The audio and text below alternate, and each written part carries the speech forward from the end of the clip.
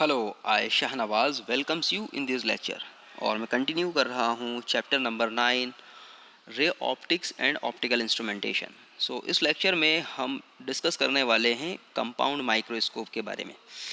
देखिए, आपको सामने एक पिक्चर नज़र आ रहा है, एक माइक्रोस्कोप का पिक्चर नज़र आ रहा है। ये एग्जांपल है एक कंपाउंड माइक्रोस्कोप का, जो नॉर्मली लेबोरेटरीज़ में बहुत ज़्यादा यूज़ किया जाता है।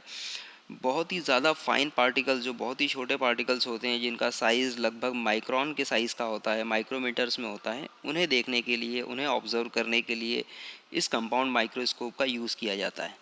इसके प्रीवियस लेक्चर में हमने सिंपल माइक्रोस्कोप की बात की थी, जो बेसिकली एक मैग्नीफाइंग ग्लास था, जिसका यूज़ किया जा रहा था छोटे लेटर्स को पढ़ने के लिए, या फिर किसी छोटे ऑब्जेक्ट्स को जिसका size may be possible in the millimetres हो, सेंटीमीटर्स हो। बट यहाँ पर कंपाउंड माइक्रोस्कोप उससे कई गुना ज़्यादा मैग्नीफिकेशन पावर वाला होता है, जो बहुत ही ज़्यादा छोटे ऐसे ऑब्जेक्ट जिनको नॉर्मली हमारी नेक्ड आइज से हम देख ही नहीं सकते, है ना, जिसे हम समझ ही नहीं सकते, उन उस तरह के इतने छोटे ऑब्जेक्ट्स को देखने के लिए ये कंपाउंड माइक्रोस्कोप का यूज़ किया जाता है। तो चलिए आज शुरुआत करते हैं हम कंपाउंड माइक्रोस्कोप के बारे में, और हम पढ़ेंगे ईच एंड एवरीथिंग कि किस तरह से ये बिल्कुल छोटे से ऑब्जेक्ट को किस तरह से हाईली मैग्नीफाइड करता है, और इसका बेसिक स्ट्रक्चर क्या होता है, इसके अंदर कौन कौन से कंपोनेंट्स होते हैं, etcetera etcetera. So compound microscope is use to see the extremely small objects, है ना, बहुत ही छोटे ऑब्जेक्ट्स को यूज देखने के लिए यूज़ किया जाता है। सबसे ख़ास बात इसका नाम है कंपाउंड। कंपाउंड वर्ड यहाँ पर आता है जहाँ पर दो या दो से ज़्यादा कंपोनेंट्स आपस में एक दूसरे से मिलते हैं, या उनके कॉम्बिनेशन से कोई डिवाइस बनती है। तो यहाँ पर देखिए, सबसे इंपॉर्टेंट थिंग जो हमने लास्ट लेक्चर में देखा था कि माइक्रोस्कोप में हम लोग कॉन्वेक्स लेंस का यूज़ कर रहे थे। ऑब्वियसली कंपाउंड माइक्रोस्कोप में भी कॉन्वेक्स लेंस का ही यूज़ होगा, बट क्योंकि यहाँ पर कंपाउंड वर्ड आ गया है, इसलिए यहाँ पर हम एक के बजाय दो कॉन्वेक्स लेंस यूज़ करेंगे। एक के बजाय दो कॉन्वेक्स लेंस यूज़ होंगे। इनमें से एक जो कॉन्वेक्स लेंस होगा वो आई की तरफ होगा, और दूसरा कॉन्वेक्स लेंस होगा वो ऑब्जेक्ट की तरफ होगा।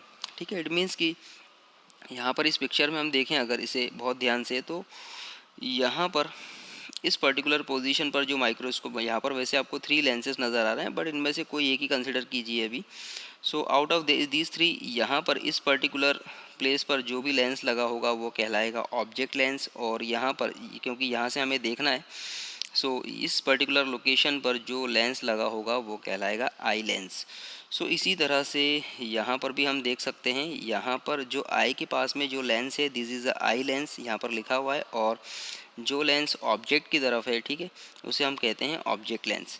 सबसे ख़ास बात जो होती है वो ये कि यहाँ पर आई लेंस और ऑब्जेक्ट लेंस ये दोनों ही शॉर्ट फोकल लेंथ के होते हैं। जैसे लास्ट लेक्चर में ही हमने पढ़ा था मैग्नीफाइंग ग्लास के केस में कि नॉर्मली जो कॉन्वेक्स लेंस होते हैं वो शॉर्ट फोकल लेंथ के होते हैं, मैग्नीफाइंग पर्पस के लिए यूज़ किए जाते हैं जो। और इसकी वजह से, इनकी शॉर्ट फोकल लेंथ की वजह से ही इनका मैग्नीफिकेशन पावर ज़्यादा होता है। हमने इसको मैथमेटिकली प्रूव भी किया था with the help of derivation. इसी तरह से यहाँ पर अगर कंपाउंड माइक्रोस्कोप की हम बात करें, it consist of the 2 lenses, a lens of the short aperture and short focal length.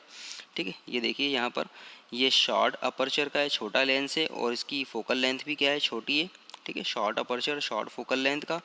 Facing the object is called the object lens, ये ऑब्जेक्ट की तरफ है इसलिए इसे हम कहते हैं ऑब्जेक्ट लेंस।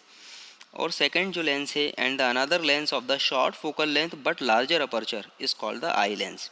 ठीक है, ये जो आई की तरफ जो लेंस है ये कैसा है, ये भी बड़े अपर्चर का, रिस्पेक्टिवली ऑब्जेक्ट लेंस के कंपैरिजन में ज़्यादा अपर्चर का होगा।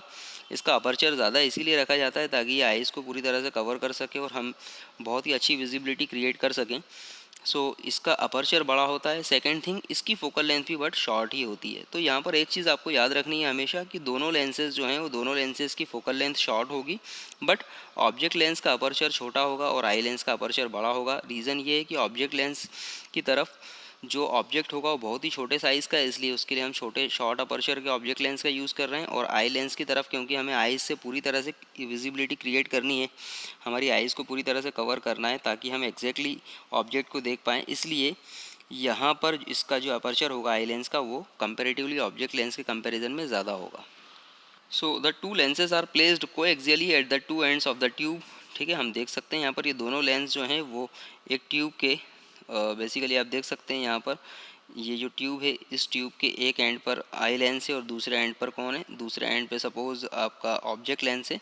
सो the two lenses are placed coaxially at the two ends of the tube. ठीक है, हम देख सकते हैं सपोज ये दोनों लेंस कैसे हैं, कोएक्सियल हैं, एक ही पर्टिकुलर एक्सिस पर ये दोनों लेंस लाई कर रहे हैं। ठीक है, सो to focus over an object, distance of the object lens from the object is adjusted with the help of the rack and pinion arrangement। ठीक है, जब भी हम इसका यूज़ करते हैं तो यहाँ पर ये जो ऑब्जेक्ट और ऑब्जेक्ट लेंस के बीच का जो डिस्टेंस है इसे वेरी किया जाता है with the help of this pinion. ठीक है, और आई लेंस हमेशा फिक्स होता है, बट ये जो होता है मोशन में होता है, वेरिएबल होता है। यहाँ पर अगर इस पिक्चर में हम देखें रे डायग्राम में, तो आपको हमेशा याद रहेगा कि ये जो ऑब्जेक्ट लेंस है इसके बीच का डिस्टेंस, अगर सपोज ये ऑब्जेक्ट है ए बी, सो ऑब्जेक्ट और ऑब्जेक्ट लेंस के बीच का डिस्टेंस हम वेरी कर सकते हैं इजीली, बट यहाँ पर नॉर्मली आई लेंस और आई के बीच का जो डिस्टेंस होता है वो फिक्स होता है, या मैं ऐसा कहूँ कि आई लेंस की पोजीशन फिक्स होती है और ऑब्जेक्ट लेंस की पोजीशन को हम वेरी कर सकते हैं to create the visible image of this particular object.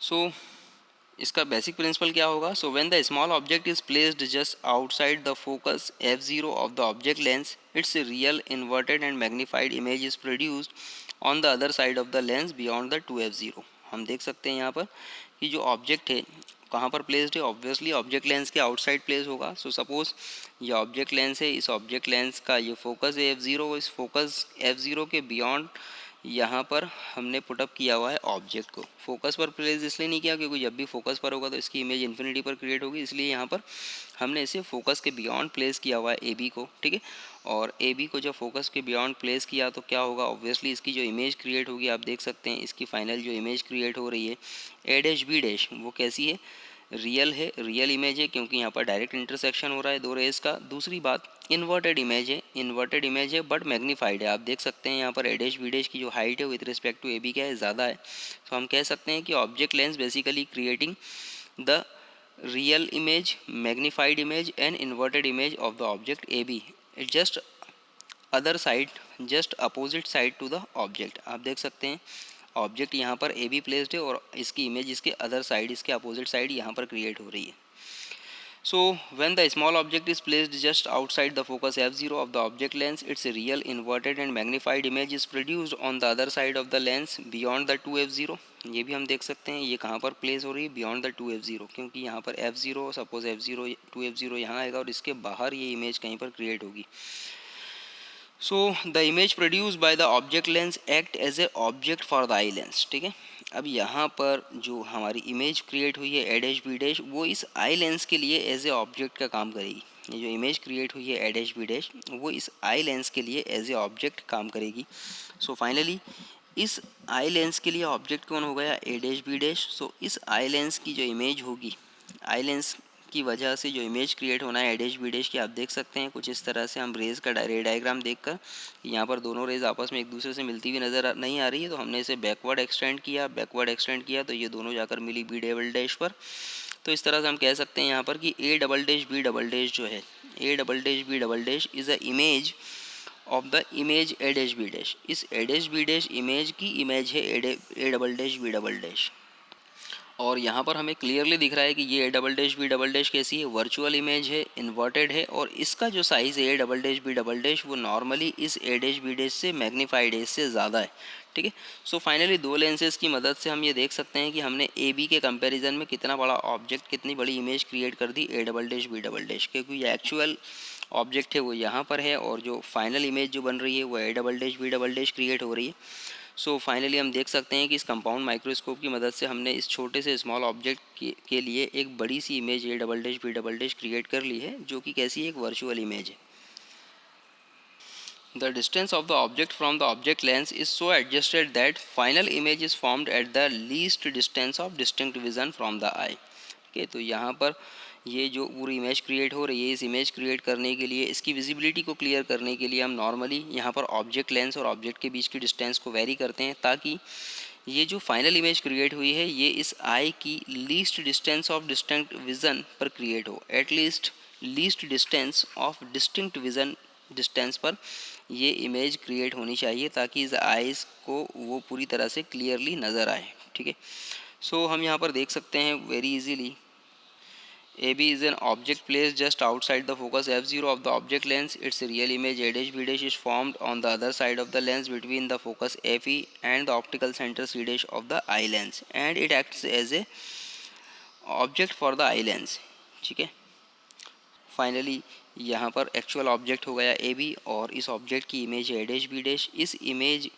ये इमेज बेसिकली इस आई लेंस के लिए एज ए ऑब्जेक्ट काम करेगी, एज ए ऑब्जेक्ट बिहेव करेगी, और फाइनली इस इमेज की इमेज क्रिएट होगी, virtual image A double dash B double dash. ठीक है, सो लेट अस कंसिडर, यहाँ पर हमने पहले ही बता चुके हैं ऑब्जेक्ट लेंस के लिए जो फोकल लेंथ है इसकी या फोकस पॉइंट है वो f0 से डिनोटेड है, और आई लेंस का जो फोकस पॉइंट होगा वो FE से डिनोटेड है यहाँ पर.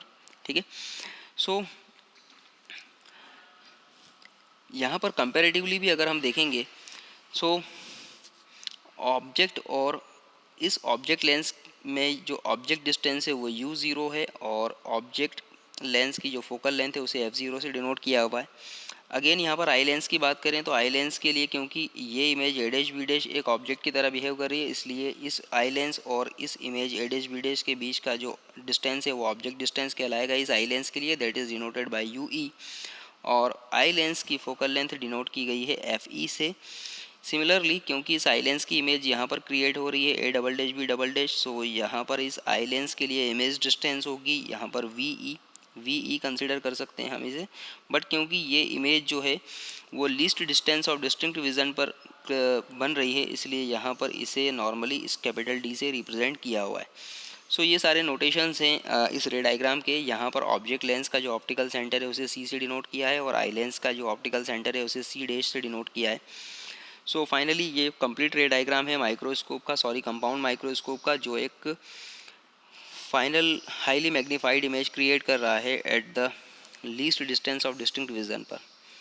सो चलिए इससे रिलेटेड एक छोटा सा डेरिवेशन देखते हैं इसके मैग्नीफाइंग पावर को कैलकुलेट करने के लिए कि basically what will be the magnifying power of this particular compound microscope और उसका फार्मूला क्या होगा. तो यहाँ पर भी हम दो कंडीशंस लेंगे जैसा हमने लास्ट लेक्चर में लिया था. पहला कंडीशन हमने ये लिया कि सपोज जो फाइनल इमेज क्रिएट हो रही है वो least distance of distinct vision पर क्रिएट हो रही है. ठीक है, इसके लिए हम मैग्नीफाइंग पावर कैलकुलेट करेंगे. इसके बाद फिर हम कंसिडर करेंगे कि सपोज़ ये इमेज कहाँ क्रिएट हो रही है. ये इमेज सपोज़ इन्फिनिटी पर क्रिएट हो रही है, सो उसके लिए भी हम वहाँ पर मैग्नीफाइंग पावर कैलकुलेट करेंगे. तो चलिए हम पहला स्टेप देखते हैं. इसका पहला term when the image is formed at the D. ठीक है, सो यहाँ पर हमें पता है हमेशा कि मैग्नीफाइंग पावर क्या होता है. Magnifying power is a ratio of the angle suspended by the final image at the eye. ठीक है, अगर ये फाइनल इमेज है तो फाइनल इमेज जो एंगल सस्पेंड कर रही है, ठीक है, इस आई पर, तो ऑब्वियसली वो फाइनल इमेज कौन सा एंगल सस्पेंड कर रही है आप देख सकते हैं. अगर ये फाइनल इमेज है A डैश B डैश, तो ये आई पे जो एंगल सस्पेंड कर रही है वो है बीटा, वो सपोज डिनोट कर रहे हैं हम बीटा से. अब क्योंकि यहाँ पर जो आई होगी वो लेंस से बिल्कुल करीब होगी, बहुत ही ज़्यादा करीब होगी, चिपकी हुई होगी लगभग जब हम माइक्रोस्कोप का यूज़ करेंगे. सो इसलिए यहाँ पर लेंस पर जो एंगल सस्पेंड हो रहा है वो ऑब्वियसली इक्वल है, ऑलमोस्ट इक्वल है आई पर सस्पेंड होने वाले एंगल के. सो हम यहाँ पर बीटा कंसिडर कर रहे हैं. It is a beta is the angle which is suspended by this final image on the eye. So let A double dash C dash B double dash is a beta. ठीक है, so magnifying power क्या है. It is basically the ratio of the angle suspended by the final image at the eye to the angle suspended by the actual object seen directly when both are placed at the least distance of distinct vision. ठीक है, so magnifying power क्या है. Magnifying power is a ratio of angle suspended by this final image at the eye. ठीक है, और divided by ये जो object है, इस ऑब्जेक्ट को भी अगर हम least distance of distinct vision पर रखते तो ये क्या एंगल सस्पेंड करता आई पर. ठीक है, सपोज़ ये हम डिनोट कर रहे हैं अल्फ़ा से, सो बीटा और अल्फ़ा का जो रेशो होगा वही डिफाइन होगा मैग्नीफाइंग पावर से. So m is equal to magnifying power m is equals to beta upon alpha. अब क्योंकि यहाँ पर बीटा और अल्फ़ा बहुत छोटे होंगे इसलिए हम इसे 10 बीटा अपॉन 10 अल्फ़ा भी कंसिडर कर सकते हैं. ठीक है, सो यहाँ पर हम 10 अल्फ़ा और 10 बीटा की वैल्यू को कैलकुलेट करेंगे. सो 10 अल्फ़ा और 10 बीटा की वैल्यू को कैलकुलेट करने के लिए suppose consider the angle C dash A double dash Q. हमने C dash A double dash Q consider किया. ठीक है, इसके पहले अगर यहाँ पर हमें ये याद रखना होगा कि हमने ऑब्जेक्ट बेसिकली AB यहाँ पर प्लेस्ड है F के बियॉन्ड, लेकिन क्योंकि मैग्नीफाइंग पावर की जो डेफिनेशन है वो एंगल सस्पेंडेड बाय यहाँ पर हम angle suspended by the object consider करते हैं कब, जब object least distance of distinct vision पर रखा हो, ठीक है। सो इसलिए हमने यहाँ पर ए बी के ही इक्वल एक लाइन कंसिडर की है, ए डबल डैश क्यू, ठीक है, जो यहाँ पर इस ऑब्जेक्ट ए बी को रिप्रेजेंट कर रहा है और बता रहा है कि ये ऑब्जेक्ट अगर यहाँ रखा होता तो ये कितना एंगल सस्पेंड करता। सो इसलिए यहाँ पर एंगल अल्फ़ा को कैलकुलेट करने के लिए हम लोग बेसिकली टेन अल्फ़ा यहाँ पर कैलकुलेट कर रहे हैं, और टेन अल्फ़ा को कैलकुलेट करने के लिए हम कंसिडर करेंगे यहाँ पर triangle C dash A double dash Q, ये वाला ट्रायंगल हम कंसिडर कर रहे हैं फिलहाल यहाँ पर, ठीक है। So C dash A double dash Q, ये जो ट्रायंगल है, इस ट्रायंगल में परपेंडिकुलर क्या है, ए डबल डैश क्यू, और बेस है C dash A double dash. So हमें पता है टेन अल्फ़ा क्या होता है, परपेंडिकुलर अपॉन बेस, तो ये हो जाएगा tan alpha is equals to A double dash Q divided by C dash A double dash, A double dash Q divided by C dash A double dash, ठीक है।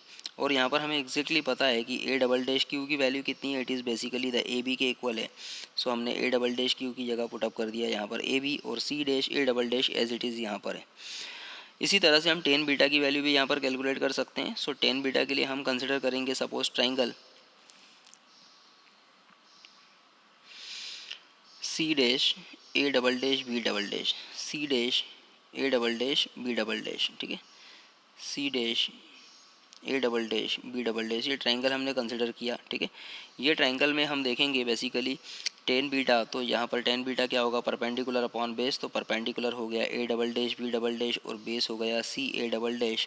सो यहाँ पर tan beta is equal to A double dash B double dash divided by C dash A double dash, यहाँ पर tan beta की value हमने लिख दी। अब सिंपली एम क्या है, M is basically the ratio of tan alpha upon tan beta, या sorry tan beta upon tan alpha. So let's put tan beta की वैल्यू, यहाँ पर हमने एम की वैल्यू पुटअप की टेन बीटा के लिए A double dash B double dash upon C dash A double dash यहाँ पर पुटअप किया, then divided by tan alpha. Tan alpha के लिए यहाँ पर लिखा हुआ है A B upon C dash A double dash, तो यहाँ पर C dash A double dash tan alpha की वैल्यू भी हमने पुटअप कर दी। फाइनली हम यहाँ पर देखेंगे C dash A double dash एक दूसरे से कैंसिल आउट होगा। सो फाइनली आंसर आएगा मैग्नीफाइंग पावर का A double dash B double dash upon A B, मतलब height of the final image divided by actual object. So मतलब यहाँ से भी एक्चुअली प्रूफ हो रहा है, जो नॉर्मली मैग्नीफिकेशन की जो फार्मूला होता है वो होता है object image distance image height upon object height, तो एग्जैक्टली यहाँ पर भी हमें वही मिल रहा है, image height upon object height, ठीक है। आप देख सकते हैं यहाँ पर, क्योंकि A double dash B double dash क्या है, it is a height of the final image, ठीक है, फाइनल इमेज की जो हाइट है यहाँ पर A double dash B double dash वही है। सो इसे हम थोड़ा सा और मॉडिफाई कर सकते हैं। इसे मॉडिफाई करने के लिए suppose let us multiply and divide by the A dash B dash, इस इक्वेशन को हम मल्टीप्लाई और डिवाइड करेंगे ए डैश बी डैश से, तो यहाँ पर हमने A double dash B double dash upon A B put up किया और मल्टीप्लाई एंड डिवाइड किया ए डैश बी डैश से। फाइनली थोड़ा सा इसको अरेंज करेंगे हम लोग, तो ये हो जाएगा A dash B dash upon A B and A double dash B double dash upon A dash B dash. So यहाँ पर अगर हम देखें A dash B dash upon A B, A dash B dash upon A B, so A dash B dash upon A B, ये इस object lens के लिए image है ए डैश बी डैश, और ए बी क्या है ऑब्जेक्ट, इसलिए यहाँ पर A dash B dash upon A B इस ऑब्जेक्ट लेंस के मैग्नीफाइंग पावर को या लीनियर मैग्नीफिकेशन को डिफाइन करेगा। सो हम लिख सकते हैं यहाँ पर इसके लीनियर मैग्नीफिकेशन को हम डिफाइन करेंगे सपोज एम ओ से, और ये क्या हो जाएगा, इस ऑब्जेक्ट लेंस के लिए इमेज कौन है ए डैश बी डैश, ठीक है, और इस ऑब्जेक्ट लेंस के लिए ऑब्जेक्ट कौन है ए बी। सो यहाँ पर हम लिख सकते हैं ये जो इक्वेशन है A dash B dash upon A B को हमने यहाँ पर लिख दिया एम ओ से रिप्रेजेंट कर दिया, linear magnification of the object lens. इसी तरह से यहाँ पर अगर हम आई लेंस की बात करें, तो आई लेंस के लिए ऑब्जेक्ट कौन है, आई लेंस के लिए ऑब्जेक्ट है ए डैश बी डैश और फाइनल इमेज है A double dash B double dash. तो आई लेंस के लिए जो लीनियर मैग्नीफिकेशन होगा सपोज एम ई, वो होगा image height upon image height A double dash B double dash, ठीक है, divided by object height A dash B dash, ठीक है, ए डैश बी डैश। तो यहाँ से भी हम देख सकते हैं M E is equals to finally A double dash B double dash upon A dash B dash. तो इसके लिए हमने लिखा यहाँ पर M E the magnification produce by the eye lens. So हम देख सकते हैं यहाँ पर कि जो फाइनल मैग्नीफिकेशन होगा या final magnification of the compound microscope होगा, वो ऑब्जेक्ट लेंस और image eye lens, object lens और आई लेंस दोनों के लीनियर मैग्नीफिकेशन के मल्टीप्लिकेशन के इक्वल होगा। तो यहाँ पर एक बहुत ही इंपॉर्टेंट कंक्लूजन ये निकल के आ रहा है कि M is equals to M zero into M E. अब यहाँ पर एक और कंसिड्रेशन हम की बात करेंगे, जैसा मैंने सबसे स्टार्ट में आपसे बताया था कि यहाँ पर जो फाइनली जो इमेज क्रिएट हो रही है A double dash B double dash, वो least distance of distinct vision D पर क्रिएट हो रही है, और यही बेसिकली इमेज डिस्टेंस भी होगी इस आई लेंस की, जिसे हम नॉर्मली वी ई से रिप्रेजेंट कर सकते हैं। सो एक फार्मूला जो मैग्नीफिकेशन का और होता है वो होता है basically object distance, image distance upon object distance, image distance upon object distance. तो इस तरह से यहाँ पर m0 को हम, या ऑब्जेक्ट लेंस के लिए हम जो लीनियर मैग्नीफिकेशन है या फिर मैग्नीफिकेशन सिंपली है, उसे हम लिख सकते हैं यहाँ पर image distance upon object distance v0 upon u0। ठीक है, हम यहाँ पर देख सकते हैं इजीली, यहाँ पर इस ऑब्जेक्ट लेंस के लिए इमेज डिस्टेंस होगी v0 दिस वन, और इसकी ऑब्जेक्ट डिस्टेंस है वो u0। सो फाइनली यहाँ पर हम m0 के लिए वैल्यू लिख सकते हैं v0 अपॉन u0। और सिमिलरली अगर हम बात करें me के लिए, तो me के लिए हमें पता है object distance upon image distance upon object distance होगी ve अपॉन ue। ठीक है, linear magnification of the eye lens will be given by image distance divided by object distance. तो यहाँ पर वी बेसिकली हम पुटअप कर सकते हैं बहुत ही आसानी से, आप देख सकते हैं यहाँ पर इसके लिए इमेज है ये A double dash B double dash, जिसे हम वी से रिप्रेजेंट कर रहे हैं, और इसके लिए सी आई लेंस के लिए ऑब्जेक्ट है ए डैश बी डैश, जिसे यू ई से रिप्रेजेंट किया जा रहा है। सो फाइनली एम ई को यहाँ पर लिखा जा सकता है वी ई अपॉन यू ई। ठीक है, इसे हम थोड़ा सा और सॉल्व कर सकते हैं और सिंप्लीफाई कर सकते हैं। और सिंप्लीफाई करने के लिए हम suppose now for the eye lens equation में भी रिटर्न एज, आई लेंस के लिए अगर हम लेंस इक्वेशन लिखें तो लेंस इक्वेशन बेसिकली क्या होती है, -1/u + 1/v = 1/f। सो यहाँ पर -1/ue फॉर आई लेंस के लिए, इसलिए -1/ue + 1/ve and plus equal to 1/fe। इसे हम थोड़ा सिंप्लीफाई करें, सिंप्लीफाई इस तरह से कि यहाँ पर दोनों तरफ हम वी ई से मल्टीप्लाई कर दें। अगर हम दोनों तरफ वी ई से मल्टीप्लाई कर दें तो फाइनली हमें क्या मिलेगा, -ve अपॉन यू ई। ठीक है, एक +1। ठीक है, और equal to V E divided by F E. ये इक्वेशन आ जाएगी अगर हम दोनों तरफ वी ई से मल्टीप्लाई करते हैं। और वी ई से मल्टीप्लाई करने के बाद यहाँ पर वी ई को हम इधर शिफ्ट कर दें और वी ई अपॉन यू ई को इस तरफ शिफ्ट कर दें और वी ई अपॉन एफ ई को इस तरफ शिफ्ट कर दें, तो आप देख सकते हैं यहाँ पर कि जब वी ई अपॉन यू ई को हम राइट हैंड साइड में शिफ्ट करेंगे तो ये हो जाएगा वी ई अपॉन यू ई, और यहाँ पर वी ई अपॉन एफ ई को जब हम लेफ्ट हैंड साइड में शिफ्ट करेंगे तो ये हो जाएगा 1 - V E upon F E. So finally ये इक्वेशन हमारे पास आ चुकी है, जिसे हम थोड़ा सा सिंप्लीफाई करना चाह रहे थे। और यहाँ पर अगर हम ध्यान से देखें तो वी ई अपॉन यू ई किसको रिप्रेजेंट कर रहा है, एक्चुअल में एम ई को रिप्रेजेंट कर रहा है। तो यहाँ पर हम इसे लिख सकते हैं M E is equal to 1 - V E upon F E. So इस तरह से हमें यहाँ पर एम ओ ऑब्जेक्ट लेंस का लीनियर मैग्नीफिकेशन भी मिल गया और एम ई की वैल्यू भी हमें यहाँ पर मिल गई। तो सिंपली हम यहाँ पर एक और टर्मिनोलॉजी का यूज़ कर सकते हैं, क्योंकि वी ई बेसिकली इक्वल है डी के। वी ई को अगर मैं बात करूँ इस रे डायग्राम में अगर हम देखें तो वी ई एक्चुअल में डी को भी रिप्रेजेंट कर रहा है। और जब भी डी को हम कैलकुलेट करेंगे तो या तो साइन कन्वेंशन से ये हमेशा नेगेटिव होगा। क्यों? क्योंकि जब भी डी को मेज़र किया जाएगा तो सी डैश से ए डबल डैश की तरफ मेज़र किया जाएगा, और ये जो डायरेक्शन ऑफ मेज़रमेंट है ये just opposite to the direction of incident ray है। इसलिए डी की वैल्यू या वी ई की जो वैल्यू होगी वो हमेशा क्या होगी, -d होगी। So by the rule of the sign convention V E will be equal to -d। और जो एफ ई होगा इसका फोकस पॉइंट वो हमेशा कैसा होगा, पॉजिटिव होगा। क्योंकि देखिए फोकस पॉइंट जो होगा इसका एफ ई, ठीक है, उसे भी जब हम मेज़र करेंगे तो फोकस पॉइंट इस तरफ का भी अगर हम मेज़र करते हैं तो वो हमेशा कैसा होगा, in the direction of the incident ray. So F E की वैल्यू होगी positive.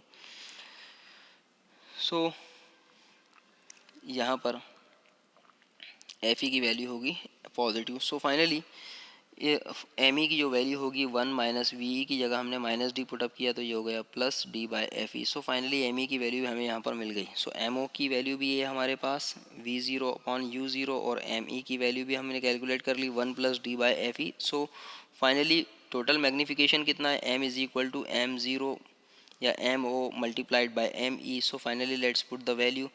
Final m is equal to हो जाएगा M O v0 upon u0 and multiplied by M E 1 + d/fe। So हमने 1 + d/fe यहाँ पर पुटअप कर दिया, और ये finally total compound total magnification हमें मिल चुका है कंपाउंड माइक्रोस्कोप का।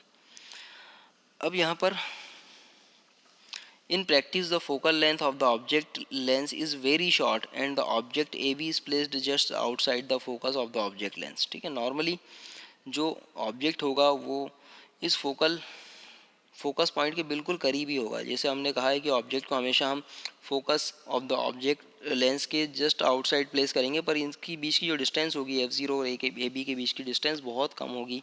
सो नॉर्मली हम कंसिडर कर सकते हैं कि यहाँ पर कि इस ऑब्जेक्ट लेंस की जो फोकल लेंथ होगी F0, ठीक है, F0 यहाँ से लेकर यहाँ तक की जो डिस्टेंस होगी F0 वो ऑलमोस्ट इक्वल है U0 के, क्योंकि ऑब्जेक्ट AB बिल्कुल करीब में प्लेस होगा इस ऑब्जेक्ट लेंस के फोकस के। सो फाइनली हम यहाँ पर कंसिडर कर सकते हैं U0 is almost equal to F0, U0 is almost equal to F0 and so that the final image is formed at the least distance of distinct vision from the eye. Imagine A dash B dash must lie between the optical center and the focus of the eye lens। ठीक है, since the focal length of the eye lens is also small, the distance of the image A dash B dash from the object lens is nearly equal to the length of the microscope tube। ठीक है, suppose microscope tube की जो length होगी वो suppose अगर हम उसे represent कर रहे हैं L से, ठीक है, सपोज हम कंसिडर करें अगर यहाँ पर माइक्रोस्कोप ट्यूब की लेंथ कहाँ से मेज़र होगी, इस ऑप्टिकल सेंटर से। इस ऑप्टिकल सेंटर के बीच का जो डिस्टेंस होगा वो बेसिकली माइक्रोस्कोप के ट्यूब की लेंथ को रिप्रेजेंट करेगा। आप देख सकते हैं यहाँ पर इस पिक्चर में, अगर यहाँ पर अगर हम बात करें सो ये जो ट्यूब की लेंथ होगी, ये अगर मैं इसे थोड़ी देर के लिए यहाँ से कंसिडर कर लूँ तो ये जो ट्यूब की लेंथ होगी इसे रिप्रेजेंट करेंगे हम L से। सो ऑब्वियसली यहाँ पर दो लेंसेज के बीच की डिस्टेंस माइक्रोस्कोपिक ट्यूब के बीच की लेंथ को रिप्रेजेंट करेगी। अब यहाँ पर सिंपली अगर हम बात करें, क्योंकि यहाँ पर आई लेंस जो है उस आई लेंस की फोकल लेंथ भी छोटी है, कंपेरेटिवली छोटी है, और जो इमेज क्रिएट हो रही है वो लगभग ऑप्टिकल सेंटर और फोकल लेंथ के बीच में ही क्रिएट हो रही है। तो सपोज़ हम कंसिडर कर सकते हैं यहाँ पर ये जो इमेज क्रिएट हो रही है A डैश B डैश, ये सपोज़ करीब है किसके, इस ऑप्टिकल सेंटर C के। सो फाइनली यहाँ पर इस ऑब्जेक्ट लेंस से इस इमेज के बीच का जो डिस्टेंस है V0, इसे हम ऑलमोस्ट इक्वल कंसिडर कर सकते हैं इस ट्यूब L के। ठीक है, ये कब, जब हमने कंसिडर किया है कि ये जो इमेज है वो क्रिएट हो रही है लगभग करीब में क्रिएट हो रही है कहाँ पर, इस आई लेंस के। ठीक है, सो इमेज को अगर हम थोड़ी देर के लिए शिफ्ट कर दें यहाँ पर, या थोड़ा कंसिडर करें कि इमेज इस आई लेंस के बहुत ज़्यादा करीब में यहाँ पर कहीं बन रही है। ठीक है, क्योंकि इमेज हमेशा ऑप्टिकल सेंटर और एफी के बीच में बनेगी। ऑब्वियसली ये तो हमने सिंप्लीफिकेशन के लिए एकदम सेंटर में इसको कंसिडर किया हुआ है, बट मे बी पॉसिबल कि ये इस आई लेंस के बिल्कुल करीब में हो। तब इसके करीब में जब होगी तो ऑब्वियसली इसके बीच का जो डिस्टेंस होगा, मतलब जो इमेज डिस्टेंस होगा वो इमेज डिस्टेंस V0 ये होगा। और अगर उस केस में अगर हम कंसिडर करें यहाँ पर दोनों लेंसेज के बीच का जो डिस्टेंस है वो ट्यूब की लेंथ के इक्वल होगा L के। सो हम कंसिडर कर सकते हैं यहाँ पर V0 is almost equal to L। ठीक है, V0 की value almost equal to L। So यहाँ पर भी हमने वही लिया हुआ है, यहाँ पर कंसिडर किया हुआ है हमने कि लगभग V0 किसके इक्वल है, इस L के इक्वल है। सो यहाँ पर हम U0 की वैल्यू और V0 की वैल्यू को अगर थोड़ा सा रिप्लेस करने की कोशिश करें तो फाइनली हमें जो आंसर मिलेगा वो मिलेगा M is equal to V0। V0 के लिए हमने यहाँ पर पुटअप कर दिया L, और U0 के लिए हम पुटअप करेंगे यहाँ पर F0। U0 के लिए यहाँ पर पुटअप हो जाएगा -F0। अब यहाँ पर -F0 हम क्यों कंसिडर कर रहे हैं, क्योंकि देखिए इसमें जो फोकल लेंथ की डायरेक्शन है वो मेज़र होगी इस तरफ ऑब्जेक्ट लेंस की तरफ वाली। ठीक है, क्योंकि U0 जब मेज़र होगा तो ऑब्वियसली नेगेटिव होगा, और उसकी डायरेक्शन कैसी होगी, C से F0 की तरफ। ठीक है, C से इस तरफ जो डायरेक्शन ऑफ इंसिडेंट रे की अपोजिट डायरेक्शन है, इसलिए यहाँ पर U0 जो ऑब्जेक्ट डिस्टेंस होगी वो हमेशा किसी होगी, नेगेटिव होगी। इसलिए यहाँ पर फोकस पॉइंट को हमने F0 को नेगेटिव कंसिडर किया हुआ है। आप देख सकते हैं यहाँ पर U0 is equal to -F0 और V0 की वैल्यू हो गई L। सो फाइनली यहाँ पर V0 अपॉन U0 के लिए हम L अपॉन -F0 को पुटअप करेंगे। तो फाइनली हमें ये रिलेशन यहाँ पर मिल जाता है, M is equal to -L upon F0 into 1 plus D/Fe। So from the above expression it follows that compound microscope will have large magnifying power। ठीक है, both the object lens and eye lens are of the small focal length। ठीक है, हमें clearly दिख रहा है यहाँ पर कि M जो है वो इन्वर्सली प्रोपोर्शनल है F0 के भी, कैपिटल M जो है वो इन्वर्सली प्रोपोर्शनल है F0 के भी, और कैपिटल M इन्वर्सली प्रोपोर्शनल है Fe के भी। सो अगर ऑब्जेक्ट लेंस और आई लेंस दोनों की फोकल लेंथ बहुत शॉर्ट है, तो ऑब्वियसली जो मैग्नीफिकेशन होगा वो बहुत ज़्यादा मजबूत होगा, बहुत ज़्यादा स्ट्रांग होगा। सो जितनी ज़्यादा छोटी फोकल लेंथ होगी ऑब्जेक्ट लेंस और इमेज लेंस की, ऑब्जेक्ट लेंस और आई लेंस की सॉरी, उतना ज़्यादा अच्छा मैग्नीफिकेशन यहाँ पर होगा। सो फ्रॉम, और यहाँ पर जो नेगेटिव साइन है वो रिप्रेजेंट कर रहा है कि फाइनल इमेज जो होगी वो कैसी होगी, इन्वर्टेड होगी। सो from the above expression, it follows that compound microscope will have the large magnifying power if both the object lens and eye lens are of the small focal length. ठीक है। So in practice the focal length of the object lens is smaller than the eye lens. Normally जैसा मैंने start में ही कहा था कि जो object lens होता है उसकी focal length normally eye lens से थोड़ी छोटी होती है। It means focal length f0 और f ही दोनों शॉर्ट ही होगी, बट इन दोनों में भी आपस में अगर कंपैरिजन किया जाए तो ऑब्जेक्ट लेंस की focal length normally eye lens की फोकल लेंथ से थोड़ी छोटी होगी। So f0 is less than fe. Further the negative value of the magnifying power of the compound microscope tells that final image formed is inverted. ठीक है, final image कैसी होगी, inverted होगी। सो ये हमने एक छोटा सा मैग्नीफाइंग पावर का फॉर्मूला कैलकुलेट किया है कंपाउंड माइक्रोस्कोप के लिए, उस कंडीशन के लिए जब इमेज फॉर्म हो रही थी least distance of distinct vision पर। अब इसी तरह से अगर हम बात करें और अगर इमेज को कंसिडर करें कि let us consider the image is for created at the infinity, so we can say that, सो अब हम कंसिडर कर रहे हैं कि when the image is formed at the infinity, तो सपोज इमेज कहाँ पर फॉर्म हो रही है, इन्फिनिटी पर फॉर्म हो रही है। अब ऑब्वियसली मैग्नीफाइंग पावर का जो फॉर्मूला होगा वो यही होगा, m is equal to magnification of the object lens multiplied by the magnification by the eye lens. So इस केस में if the u0 is the distance of object from the object lens and v0 is the distance of the image from it, then obtained earlier, जैसा हमने अभी पहले calculate किया था कि जो एम ओ है उसकी जो वैल्यू होगी v0 अपॉन u0 होगी। और सपोज अगर हम एम ई की बात करें, so eye lens produces the final image at the infinity, then discussed in case of the simple microscope, हमने ये भी कैलकुलेट किया था लास्ट लेक्चर में, हमने कंसिडर की थी जब ये वाली कंडीशन की, जब इमेज फॉर्म होती है फाइनल इमेज अगर इन्फिनिटी पर फॉर्म होती है तो हम एम ई की जो वैल्यू होगी, जो मैग्नीफिकेशन होगा वो होगा डी बाई एफ। हमने कैलकुलेट किया हुआ है ऑलरेडी ये प्रीवियस लेक्चर में। सो यहाँ से हम एम ई की वैल्यू को हम पुटअप कर सकते हैं डी बाई एफ ई। ठीक है, नॉर्मली अगर देखिए बड़ा सिंपल सा डिफरेंस है दोनों में, अगर इमेज फॉर्म हो रही है least distance of distinct vision पर तो एम ई की वैल्यू होती है 1 प्लस डी बाई एफ ई, और अगर इन्फिनिटी पर क्रिएट हो रही है तो ये 1 हट जाएगा, यहाँ से ओनली बचेगा डी बाई एफ ई। सो यहाँ पर हम लिख सकते हैं यहाँ पर कि एम ई की वैल्यू होगी D by F E. So M E और एम जीरो दोनों वैल्यूज़ हैं हमारे पास। फाइनली हम कैपिटल एम के लिए फॉर्मूले में वैल्यू पुटअप कर सकते हैं, M O is equals to V zero upon U zero, और एम ई की वैल्यू है D by F. Finally value जब पुटअप करेंगे तो फाइनल जो टोटल मैग्नीफिकेशन हमें मिल जाएगा, M is equal to V zero upon U zero multiplied by D by F E. So ये फार्मूला है फाइनल टोटल मैग्नीफिकेशन का in case when the image is formed at the infinity. सो काफ़ी simple सा lecture था ये, और बहुत ही इंपॉर्टेंट टर्म है ये compound microscope examination point of view से, तो इस लेक्चर को एटलीस्ट 2 से 3 बार ज़रूर देखिएगा। इसके कॉन्सेप्ट्स को और मजबूत करने के लिए चलिए हम बात करते हैं एक और न्यूमेरिकल की। एक न्यूमेरिकल देखते हैं हम, देखिए क्या लिखा है इसमें। A compound microscope with an objective of 1.0 centimetre focal length. एक कंपाउंड माइक्रोस्कोप है जिसके ऑब्जेक्ट लेंस की जो फोकल लेंथ है वो दी हुई है यहाँ पर हमें 1.0 सेंटीमीटर, मतलब एफ ओ की वैल्यू हमें दी हुई है 1.0 सेंटीमीटर, और ऑब्जेक्ट लेंस जो होगा उसकी जो फोकल लेंथ होगी वो नेगेटिव होगी, हमें पता है, क्योंकि ऑब्जेक्ट लेंस जो होगा वो इस तरह से, इसकी फोकल लेंथ, ऑब्जेक्ट इस तरफ होगा, इसकी फोकल लेंथ यहाँ पर इस डायरेक्शन में मेज़र की जाएगी जो ऑब्वियसली अपोजिट होगी डायरेक्शन ऑफ इंसिडेंट रे के, इसलिए यहाँ पर f0 की वैल्यू कैसी होगी, नेगेटिव -1.0 सेंटीमीटर।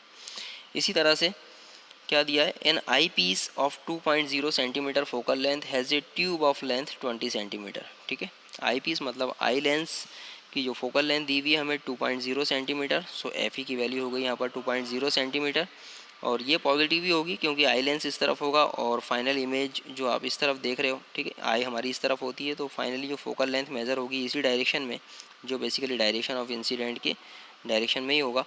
सो यहाँ पर एफ ई की वैल्यू कैसी होगी, पॉजिटिव 2.0 सेंटीमीटर, और जो ट्यूब लेंथ हमें कैपिटल एल की वैल्यू दी हुई है 20 सेंटीमीटर। हमें कहा है calculate the magnifying power of the microscope if the final image is formed at near point of the eye. ठीक है, आई के नियर पॉइंट पर बन रही है, मतलब अंडरस्टूड है कि जो इमेज फॉर्म हो रही है वो least distance of distinct vision पर ही क्रिएट हो रही है। तो फाइनली यहाँ पर हमें डी की वैल्यू अब अंडरस्टूड करना है इसकी वैल्यू कितनी होगी 25 सेंटीमीटर, क्योंकि least distance of distinct vision की जो नॉर्मल वैल्यू होती है वो 25 सेंटीमीटर होती है। इसलिए यहाँ पर जब ऐसा लिखा हो कि final image is formed near the point of the eye, मतलब नियर आई के करीब ही बन रही है जो बेसिकली क्लियरली विजिबल है, सो ऑब्वियसली यहाँ पर डी की वैल्यू होगी 25 सेंटीमीटर। सो फार्मूला है हमारे पास टोटल मैग्नीफिकेशन का, m is equal to minus L by F zero bracket में 1 plus D by F E. So let's put the value, l is equal to 25 centimetre, sorry l is equal to 20 centimetre हमें दिया हुआ है। Then F zero की value -1.0, ठीक है, and so on. यहाँ पर माइनस जो होगा वो एक माइनस पहले से और एक -1.0 की वैल्यू अपने यहाँ पर पुटअप कर दी। देन 1 और डी की value 25 centimetre and F E की वैल्यू 2.0। सो फाइनली जो आंसर मिलेगा हमें m इज इक्वल टू 270, ठीक है। यहाँ पर देखो m की वैल्यू पॉजिटिव आ रही है, मैग्नीफिकेशन की वैल्यू पॉजिटिव आ रही है, मतलब ये ऑब्जेक्ट को 270 टाइम्स बड़ा कर देगा, ऑब्जेक्ट को 270 टाइम्स बड़ा कर देगा। अगर मैग्नीफिकेशन नेगेटिव आता तो इसका मतलब ये होता ये ऑब्जेक्ट को छोटा कर देगा, ठीक है। सो नेगेटिव मैग्नीफिकेशन नहीं, पॉजिटिव मैग्नीफिकेशन की बात हो रही है। ऑब्जेक्ट का साइज़ बड़ा हो रहा है, कितना बड़ा हो रहा है, जो एक्चुअल साइज़ है उससे 270 टाइम्स ज़्यादा। सो अब आपको आई होप ये क्लियरली समझ में आ गया होगा। बड़ा सिंपल सा कॉन्सेप्ट है कंपाउंड माइक्रोस्कोप का। So I will say to you again, इस लेक्चर को एटलीस्ट 2 से 3 बार ज़रूर देखिएगा। Thank you.